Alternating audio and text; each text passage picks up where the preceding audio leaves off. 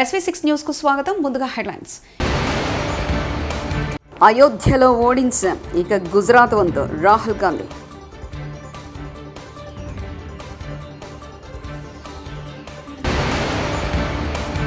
తెలుగు రాష్ట్రాల సీఎంలు చంద్రబాబు, రేవంత్ రెడ్డి భేటీపై పెరిగిన ఉత్కంఠ.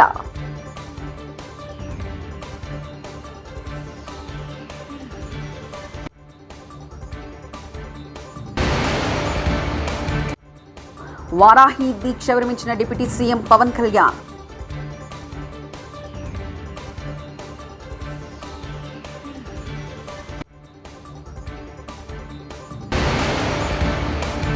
దీక్ష విరమించిన డిప్యూటీ సీఎం పవన్ కళ్యాణ్.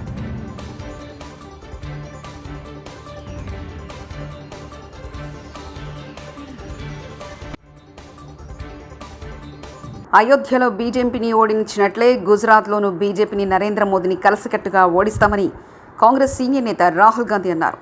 రామ్ మందిరం ఆధారంగా బీజేపీ చేపట్టిన ఉద్యమాన్ని అయోధ్యలో ఇండియా కూటమి ఓడించిందని అహ్మదాబాద్లో శనివారం నాడు ఏర్పాటు చేసిన పార్టీ కార్యకర్తల సమావేశంలో ఆయన తెలిపారు. राम मंदिर की अयोध्या की मूवमेंट थी, सही बात. शुरुआत अडवाणी जी ने की थी, रथ यात्रा हुई थी, उसमें आपने अडवाणी जी को रथ पे देखा था.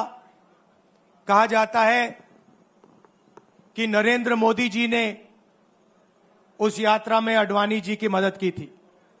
इनकी शुरुआत वहां हुई, राइट? ठीक है. रथ यात्रा चली और पार्लियामेंट में मैं सोच रहा था कि उन्होंने राम मंदिर का इनॉग्रेशन किया और राम मंदिर के इनॉग्रेशन में अदानी जी दिख गए, अंबानी जी दिख गए, मगर गरीब व्यक्ति वहां कोई नहीं दिखा. आपने देखा होगा, टीवी पे देखा आपने. अब उसका नतीजा बताता हूं. पार्लियामेंट में मैं यहां बैठता हूं, यहां पे अयोध्या के एमपी बैठते हैं. देखा आपने उनका चेहरा, इंडिया गठबंधन के हैं, है ना. मैंने उनसे पूछा कि भैया आप मुझे एक बात समझाओ, ये बीजेपी ने अपनी पूरी पॉलिटिक्स अयोध्या की पॉलिटिक्स थी. चुनाव के पहले इन्होंने राम मंदिर का इनॉग्रेशन किया, राम भगवान को पॉलिटिसाइज करने की कोशिश की, मीडिया में फैला दिया. मैंने उनसे पूछा भैया एक बात बताओ, ये हुआ क्या? మధ్యాహ్నం భోజన పథకం సరిగ్గా జరగక 90 మంది పిల్లలు హాస్పిటల్లో జాయిన్ అయ్యారు. పిల్లలకిచ్చే బ్యాగులు కూడా సరిగ్గా ఇవ్వట్లేదు, ఏ వ్యవస్థ కూడా సరిగ్గా పనిచేయట్లేదంటూ వైఎస్ఆర్సీపీ అధ్యక్షులు వైఎస్ జగన్ పేర్కొన్నారు. జరగడం లేదు, పిల్లలకు కనీసం బ్యాగుల సప్లై కూడా సరిగ్గా జరగడం లేదు, ఇచ్చేటోడు ఎవడు ఇవ్వడం లేదు సరిగ్గా ఏది వ్యవస్థ అనేది ఏది సరిగ్గా జరగడం లేదు. వ్యవస్థను గాడిలో పెట్టండి. మీరు ప్రజలు మిమ్మల్ని ఏదైతే ఓటు వేశారో ఒక కారణం చేత మీరు ప్రజలు 10% మంది ఓట్లు, మాకు రావాల్సిన 10% మంది ఓట్లు మీకు వైపు డ్రిఫ్ట్ అయ్యాయి అని అంటే కేవలం మీరు చేసిన మోసపూరిత వాగ్దానాల వల్ల డ్రిఫ్ట్ అయ్యాయి. ప్రజలు మీ దగ్గర నుంచి ఎక్స్పెక్ట్ చేస్తూ ఉన్నారు. రైతులు అల్లాడిపోతూ ఉన్నారు, రైతు భరోసా అందక. పిల్లలు అల్లాడిపోతూ ఉన్నారు, పిల్లలు బడులు స్టార్ట్ అయ్యాయి, కానీ తల్లులకు అమ్మఒడి కార్యక్రమం ద్వారా వస్తూ ఉన్నది రావడం లేదు. తల్లులు ఎదురుగా ఆశగా ఎదురు చూస్తూ ఉన్నారు, వాళ్ళని చూసుకోండి. అక్క చెల్లెమ్మలకి ఇస్తామన్నారు నెల 1500 రూపాయలు, అది ఇచ్చే కార్యక్రమం చూసుకోండి. ఇంటింటికి ఉద్యోగం అన్నారు, ఉద్యోగం ఇవ్వకపోతే 3000 రూపాయలు ప్రతి ఇంటికి నిరుద్యోగ వృత్తి అన్నారు. ఆ పిల్లలందరూ ఎదురు చూస్తూ ఉన్నారు, మీరు ఎప్పుడెప్పుడు ఇస్తారు 3000 రూపాయలు నిరుద్యోగ వృత్తి అని, అది చూసుకోండి. ఇటువంటి ఏవి కూడా మంచి కార్యక్రమాలు ఏవి కూడా చేయకుండా రాష్ట్ర వ్యాప్తంగా భయాందోళన మాత్రమే క్రియేట్ చేసే దుర్బుద్ధిని చేసే దుశ్చర్యను ఆపండి అని మరొకసారి హెచ్చరిస్తూ చెప్తా ఉన్నాం. శిశుపాలను పాపాలు పండినట్టుగా వేగంగా జరుగుతూ ఉన్నాయి. తన పాపాలు పండడం అన్నది కూడా తను మర్చిపోతున్న సందర్భంగా మరొకసారి చెప్తా ఉన్నాను. ఆంధ్రప్రదేశ్ తెలంగాణ ముఖ్యమంత్రుల భేటీ నేపథ్యంలో 2 తెలుగు రాష్ట్రాల్లో ఉత్కంఠ వాతావరణం ఏర్పడింది. ఉమ్మడి ఆంధ్రప్రదేశ్ విభజన జరిగి 10 ఏళ్లు పూర్తయినా పలు అంశాలు ఇంకా పెండింగ్లో ఉండడంతో పాలనాపరమైన సమస్యలు తలెత్తుతున్నాయి. వీటిపై చర్చించేందుకు ఇవాళ శనివారం సాయంత్రం 6 గంటలకు హైదరాబాద్లోని ప్రగతి భవన్లో ముఖ్యమంత్రులు చంద్రబాబు, రేవంత్ రెడ్డి సమావేశం కానున్నారు. దీంతో పెండింగ్ సమస్యలు కొలిక్కి వస్తాయా లేదా అని 2 రాష్ట్రాల ప్రజలు ఆసక్తిగా ఎదురుచూస్తున్నారు. విభజన సమస్యలకు ముగింపు పలికేందుకు ఇద్దరు ముఖ్యమంత్రులు భేటీ అవుతున్న నేపథ్యంలో ఎలాంటి నిర్ణయాలు తీసుకుంటారో అని ఉత్కంఠ నెలకొంది. ఆంధ్రప్రదేశ్ ఉప ముఖ్యమంత్రి పవన్ కళ్యాణ్ వారాహి ఏకాదశ దీక్ష శుక్రవారం కలశోద్వాసన కత్రుతో ముగించారు. అమ్మవారి ఆరాధన, వేద పండితుల మంత్రోచ్చారణ మధ్య వారాహిమాతకు ఆయన ప్రత్యేక పూజలు చేశారు. అమ్మవారికి పంచ నక్షత్ర హారతులు సమర్పించారు. ఆ తర్వాత కుంభహారతిలో ఈ ఆరాధన సంపూర్ణమైంది. వేద పండితులు బ్రహ్మశ్రీ కొసిగంటి సుధీర్ శర్మ, హరనాథ్ శర్మ, వేణుగోపాల శర్మలు పూజాకత్రం నిర్వహించి ఆశీర్వచనాలు అందించారు.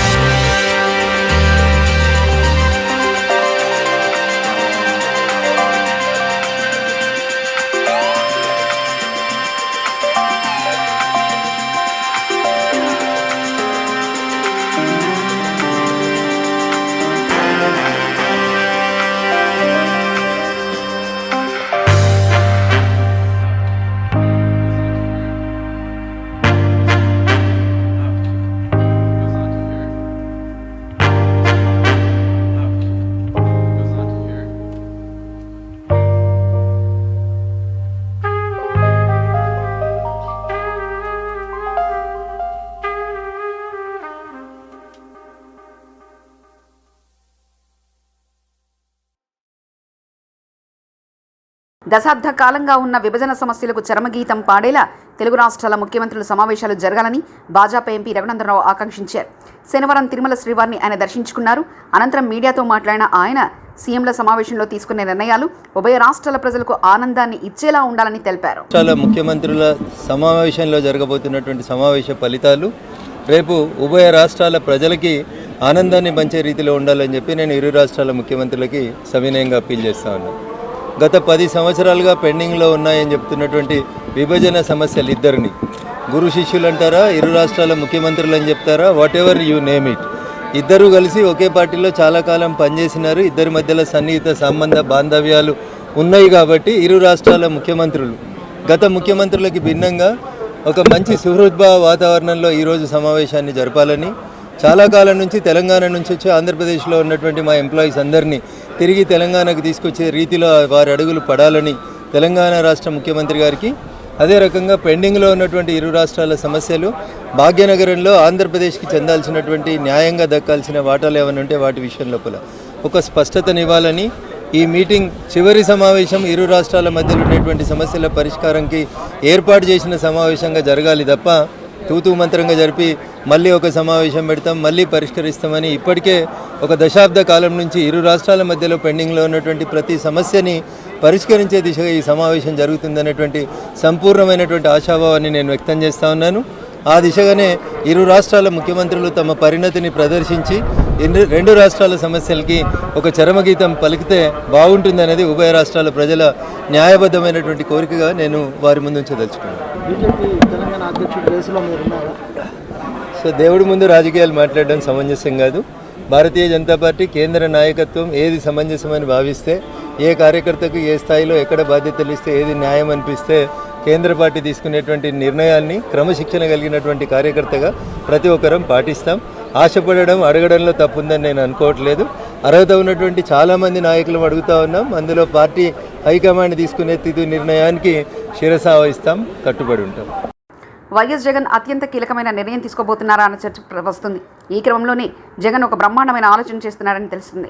ఆయన పులివెందుల ఎమ్మెల్యేగా తన పదవికి రాజీనామా చేసి ఎంపీగా వెళ్లాలని అనుకున్నట్లుగా తెలుస్తుంది.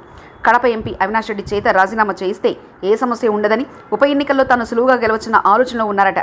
నిజామాబాద్ జిల్లా దర్పల్లి మండలం దుబ్బాక ఏర్పాటు చేసుకున్న సీసీ కెమెరాలు ఏర్పాటు చేయమని, ఇలాంటి మంచి పనులు చేసి ఇతర గ్రామాలకు ఆదర్శంగా నిలవాలని ఏసీపీ రాజవెంకటరెడ్డి అన్నారు. ఆయన మండలంలోని దుబ్బాక గ్రామస్తులు ఏర్పాటు చేసిన సీసీ కెమెరాలు ప్రారంభించారు. గ్రామస్తులందరూ కలిసి వీడీసీ ఆధ్వర్యంలో స్వచ్ఛంగా 3,10,000 డబ్బులను పోగు చేసి గ్రామంలోని ప్రధాన కోడెల్లో సీసీ కెమెరాలు ఏర్పాటు చేయడం జరిగింది. టెక్నాలజీని మనం వాడుకుంటేనే ఏదైనా నేరం జరిగినప్పుడు కూడా మాకు ఎంతో అంత క్లూ దొరుకుతుంది కాబట్టి కేసులు మేము తొందరగా పరిష్కరించడానికి అవుతుంది. కాబట్టి మీ అందరికీ ఏంటంటే ఈ కెమెరాస్ ఏవైతే ఉన్నాయో పెట్టినారు బాగానే ఉంటుంది. ఒక 15 రోజుల తర్వాత ఏదో వైర్ పోతుంది, దాన్ని మళ్ళీ ఎవరు మెయింటైన్ చేయరు, మళ్ళీ ఎవరు చూడరు. అట్లాంటివి చేయకుండా ఎవరైతే ఇప్పుడు పెట్టినారో, ఎవరైతే మెయింటెనెన్స్ ఇచ్చినారో వాళ్ళకి ఒక 3 years మెయింటెనెన్స్ ఇవ్వండి.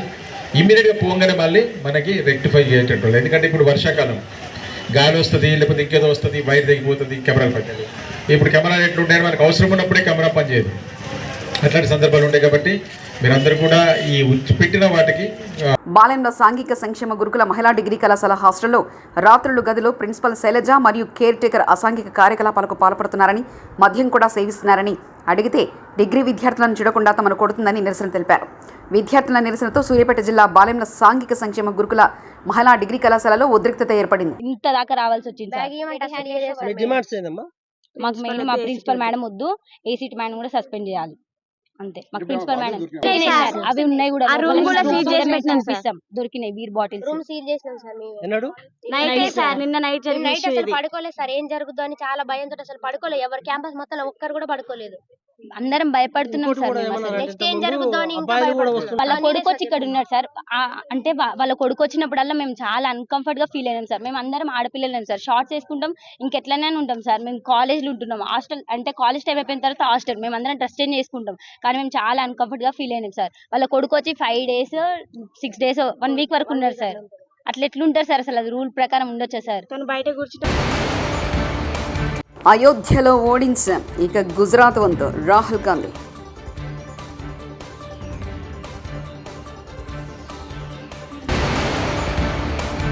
తెలుగు రాష్ట్రాల సీఎంలు చంద్రబాబు, రేవంత్ రెడ్డి భేటీపై పెరిగిన ఉత్కంఠ.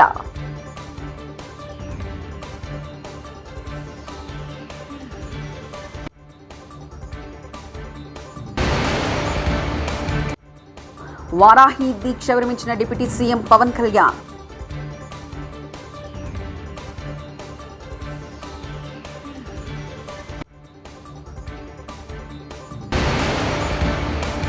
దీక్ష విరమించిన డిప్యూటీ సీఎం పవన్ కళ్యాణ్.